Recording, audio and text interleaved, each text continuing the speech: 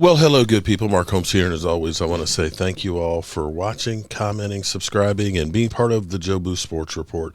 Without you guys, as well as you ladies, you know that this literally does not work. I hope everybody's having a great day.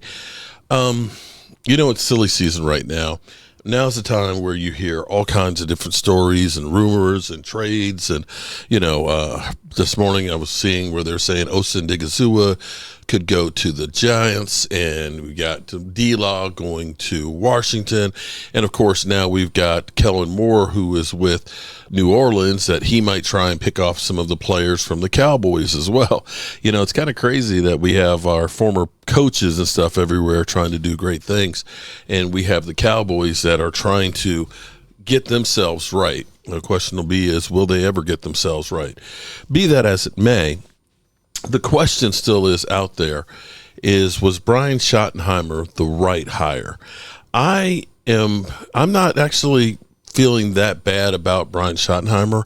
I feel like when you look at all of the new hired coaches, that sometimes it's not necessarily the coaching is not necessarily the issue as it is the circumstances. For example, the Jets are the longest team with the playoff drought. It's been basically since butt fumble, I believe, since they've been actually in the playoffs and things.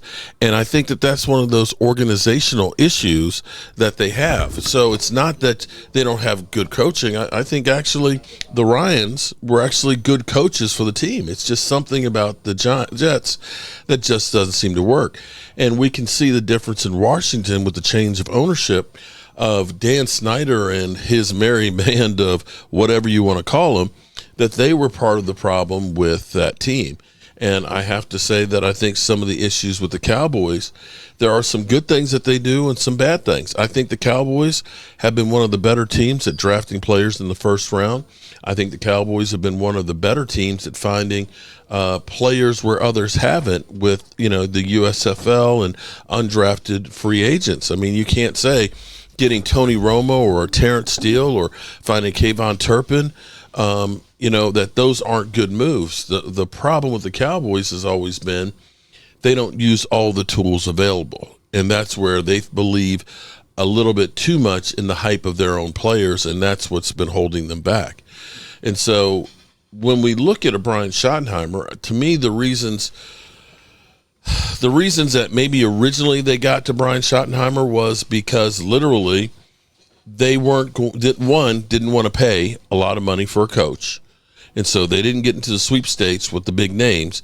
B, the guys that they wanted kind of really didn't necessarily want to.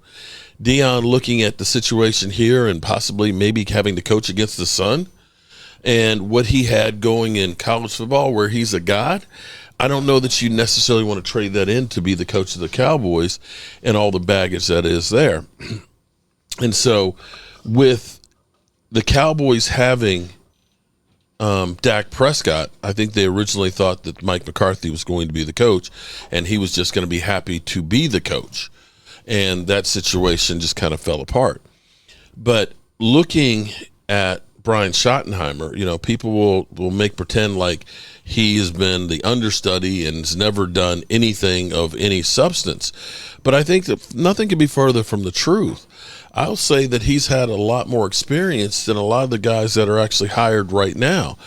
I'm going to say, granted, he hasn't been a head coach, but when you look at Mike Vrabel, he's got more years in coaching and different stops with different organizations and working with some premier talent. He worked under Pete Carroll. You got to look at that. The Jets, the last time the Jets were a playoff team, he was there with Mark Sanchez getting him to the AFC Championship games. And so when you look at that and you look at the Cowboys, I think this is a situation where the Cowboys may really want to look like they're right, that they're smarter than everybody else and prove people wrong. That's my hope, at least. Maybe I'm hoping that will come to fruition, or maybe it's just the Cowboys just don't give no F's about how it works out, that they're going to do the bare minimum and this is what we're going to serve you, and we know you're going to take it. But this interview one-on-one with Troy Aikman, and it's hard to believe that Troy Aikman, looking at Troy Aikman, he looks like an old man now. Troy Aikman was the last time. Wrong one. The last time we won a Super Bowl was with Troy Aikman. And you look at Troy Aikman, you realize it's been 29 years. But listen to what he has to say about Brian Schottenheimer and Jerry Jones's role in their problems.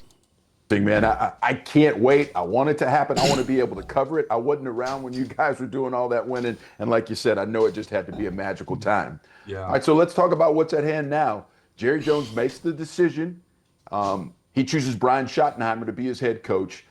A, do you like the pick? And B, do you think the relationships that he's forged with the players on that team can help create a winning culture with the Cowboys? Yeah, I've known Brian a long time. I've always thought he's a good football coach. I've always had great respect for him. He's a good person. He obviously comes from a football family. Whenever I'm around him, he's got great energy. I think he's smart, all those things. So he checks a lot of the boxes. And I understand the fan base is a little frustrated. They're a little down the fact that he wasn't being interviewed by any other teams that had opened vacancies at the head coaching position. And but everyone kind of wants to win the headlines right after they announce somebody. And for the most part, you would say that Chicago won the headlines by being able to get Ben Johnson. But none of that really matters now, Joe. It's really a matter of once we get into September, do they win? And if they win, nobody's going to remember anything about the hiring process. So I wouldn't put a lot of weight into whatever is being said or whatever is being written. He's going to be judged just like every other head coach in this league as to whether or not he wins. And will he be able to do that? That's a big question. And you don't know until you do it. I've said many times, this job, it has a lot of obstacles that you've got to be able to overcome, and everyone understands that. But he does seemingly have the support of the locker room, both offensively and defensively. I think the fact that there were so many players in attendance at his press conference really says it all. Those players wouldn't show up unless they were in support of him being hired. So there is some continuity. I think that's a positive thing.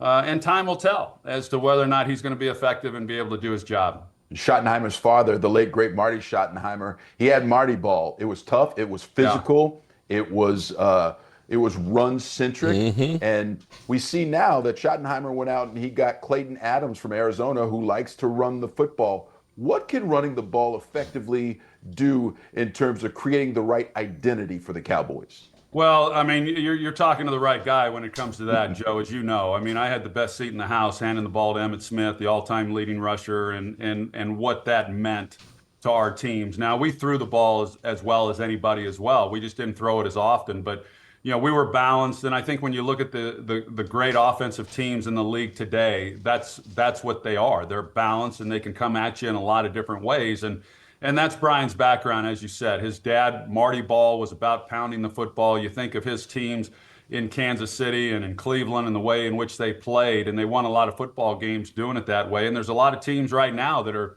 going back to running the football, and they're having a lot of success also. And I think it creates a toughness. It's a mentality that really permeates throughout your entire building. I think it's hard to create a toughness and a physicalness to your football team if you're not a running team. There you go. You don't really rely on the big guys up front and just beat opponents into submission. So I anticipate that'll be a big part of what they're going to do. All indications are that. I know that when Brian was the offensive coordinator in Seattle, Pete Carroll, a big believer in being able to run the football. That's what they did with him as the offensive coordinator.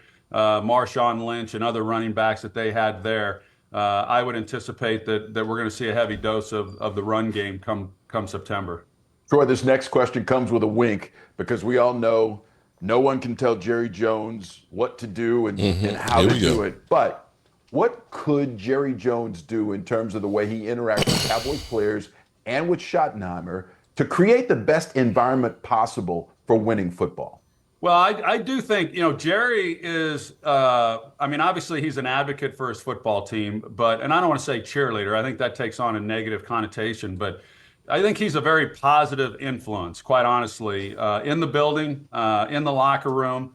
I think it's out there publicly where at times Jerry wants to be the face of the organization, and sometimes that contradicts with what the head coach is trying to accomplish, or at least it has at times over the years. So I think the messaging has to be singular, if you will. It's good if it's only coming from one voice, but with Jerry and his availability to the media, whether it's after games or on radio shows during the week, sometimes the voice isn't in alignment with whatever is coming from the head coach. And I do believe that when you look at the teams that have had great success, and the one that comes to mind is the one who's playing in the Super Bowl this week, and that obviously is the Kansas City Chiefs. Andy Reid is the voice of that franchise. Dan Campbell is the voice of the Detroit Lions. Kyle Shanahan is the voice of the San Francisco 49ers. And Nick Sirianni is the voice of the Philadelphia Eagles. And I could go on and on.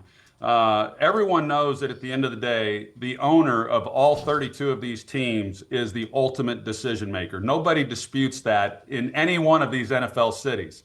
But if you hire a head coach to do a job and you entrust him to run your football team, then I think you've got to let him do his job and let him be the voice of the organization. There you go. And so, he's got to be the voice of the organization. That's my 2 cents. I know that when we had success under Jimmy Johnson, he was the voice of our organization. He was the one who all players knew they had to answer to. We felt that he was the one who was making all of the decisions when it came to our employment, whether or not we were going to stay on the team or whether or not he was going to get rid of us. And I think that's a positive. I think that's a good thing. And I think players need to understand that the head coach is in charge. Troy, I think that's incredibly well said. And you got to know. I think it's great. Exactly what he just said is he's got to allow the coach to be the face of the organization. You know, he's the guy that works with the players, you know, hands on every single day.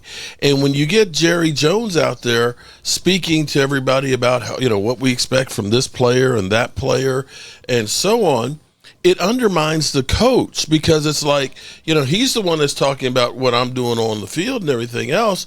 So do I answer to Jerry Jones or do I answer to my coach? And that's where I think a part of the problem and the disconnect is with the Cowboys. The thing that's kind of crazy to me is I understand when Jerry Jones took over the Dallas Cowboys, he basically mortgaged everything to get them. It took every cent.